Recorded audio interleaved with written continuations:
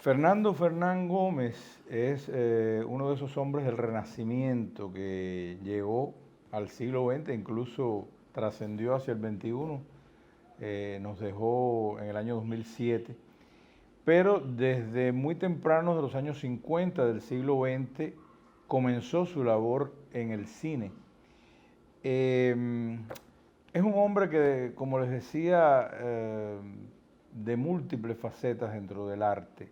Dramaturgo, actor, ante todo, un hombre que hizo muchísimo en la escena, tanto teatral como cinematográfica, en televisión.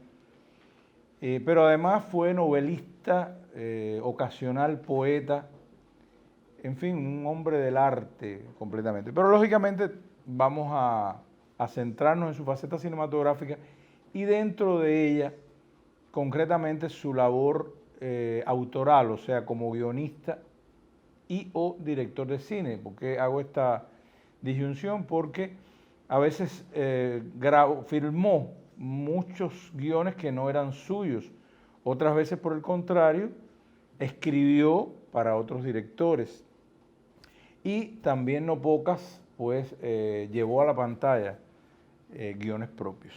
Sus primeras películas, quizás en 1952, fue la primera con Manicomio, no fueron muy bien recibidas por el público y por un sector de la crítica que veía algunas virtudes que ya iban conformando un incipiente sello autoral, pero también señalaban muchos defectos: Manicomio, El mensaje, El malvado Carabel, La vida por delante y La vida alrededor, que fueron un díptico, Solo para hombres, La venganza de Don Mendo, El mundo sigue.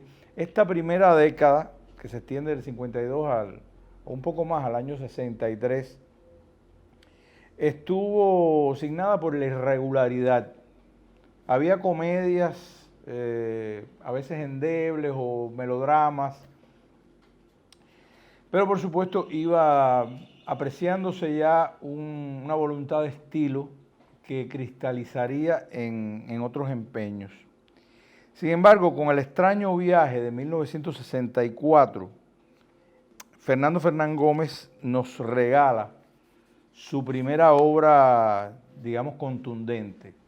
Esa que hay que poner después que uno habla, sitúa el nombre de un director, de un artista, la que hay que poner entre paréntesis, si hubiera que poner una sola, sería El extraño viaje, una película, como decía, de 1964, que parte de un guión, es lo que le decía, en este caso no propio, sino de Pedro Beltrán y Manuel Ruiz Castillo, a partir de una idea de un realizador ya famoso, aplaudido, como Luis G. Berlanga.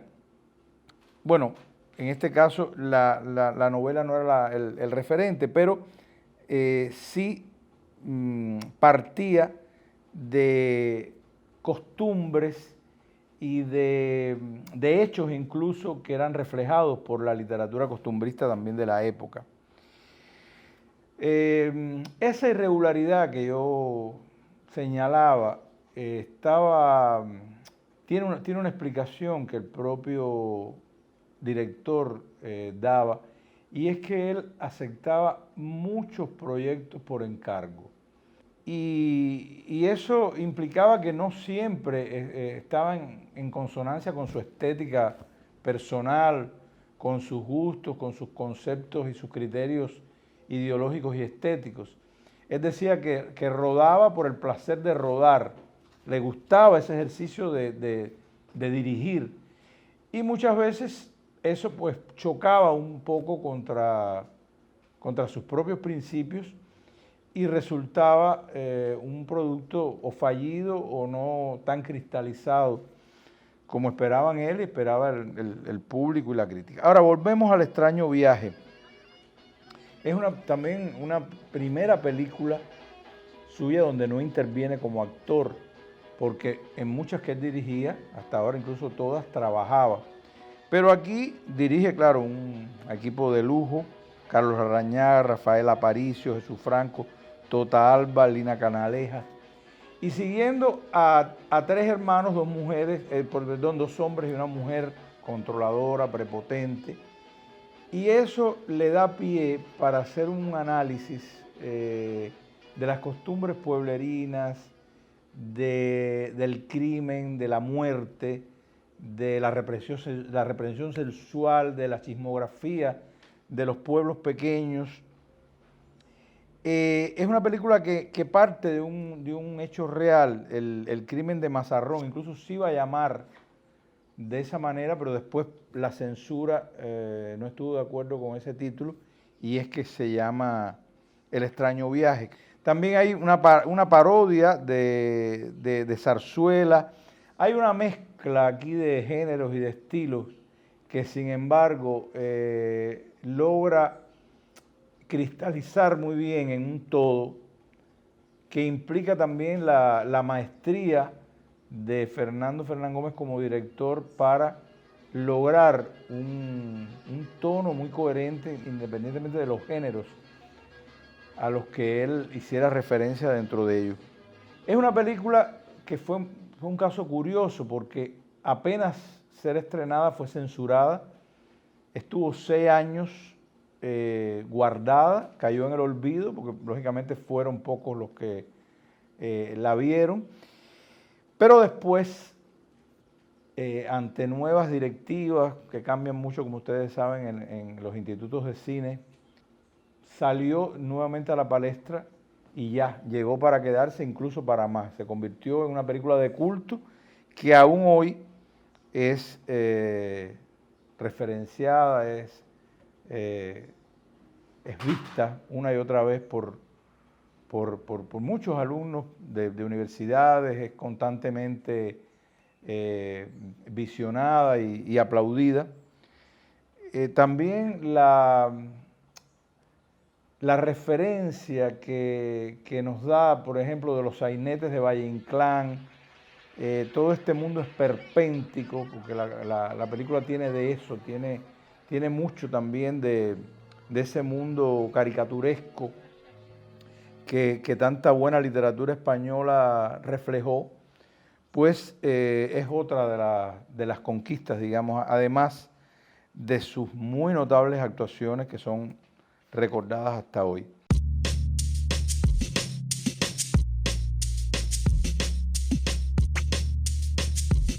Hubo otras películas que sí fueron ya más respetadas por la crítica, sin dejar de señalarles algún que otro pues desaguisado. La crítica no era siempre generosa, yo pienso que era bastante dura con Fernando Fernán Gómez. Él en sus entrevistas, por ejemplo en este libro, es propiedad de la Cinemateca de Cuba, agradezco a Luciano Castillo su préstamo, de Manuel Hidalgo, un crítico de la época, encargado por el Festival de Cine Iberoamericano de Huelva. Hay muchas entrevistas y muchos fragmentos de críticas, y ahí podemos también hacer una cartografía de todo el cine y su repercusión. Pero les decía, hay otras películas que sí fueron mejor valoradas, como por ejemplo Mi hija Hildegar, que es una película de 1967, basada en un crimen muy famoso de una madre a la hija por no coincidencias con las ideas y el carácter liberal de esta muchacha. Fue un hecho real también que conmocionó a la época y que devino un drama desgarrador y muy fuerte, que también tuvo un buen impacto dentro del público y la crítica de la época. Pero llegamos a otra película, a propósito, también de viaje, aunque esto del viaje sea en ambas, tanto en El extraño viaje como en esta, sea más una metáfora, porte más un sentido metafórico. Pero es una película que realiza más de 20 años después del extraño viaje.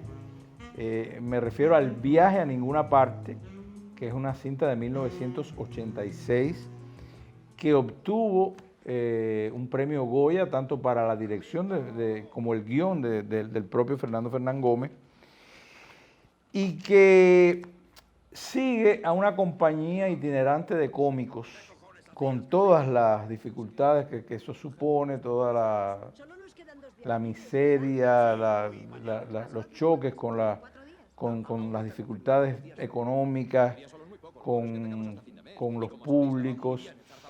Y es una cinta que focaliza de una manera extraordinaria la vida del actor ambulante, del actor pobre, venido a menos, que tanto, según el propio director, padeció él en sus inicios sobre todo, y que está muy bien reflejada tanto desde el punto de vista profesional como personal, todo el intríngulis de esos seres, sus amores, sus desamores, sus querellas, además de reflejar de una manera extraordinaria la época, que es pleno franquismo, etapa de posguerra, con unas circunstancias muy especiales y muy difíciles en la España de ese momento, los años 40.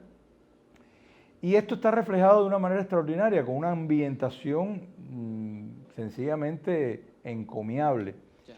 Además de un tema que puede hacer considerar la película también como un arte poética. Era el advenimiento del cine que ponía en peligro el teatro. Para un artista como Fernando Fernán Gómez, que, como ya había dicho, simultaneaba, o sea, además de su carrera cinematográfica, tuvo una intensa trayectoria teatral, tanto como director como actor. Podía también esto suponer un peligro, o sea, el cine llegaría para desplazar al teatro, y esta angustia, esta zozobra, también se percibe en la obra, que cuenta además con excelentes actuaciones: José Sacristán, un Gabino Diego muy joven y el resto del elenco.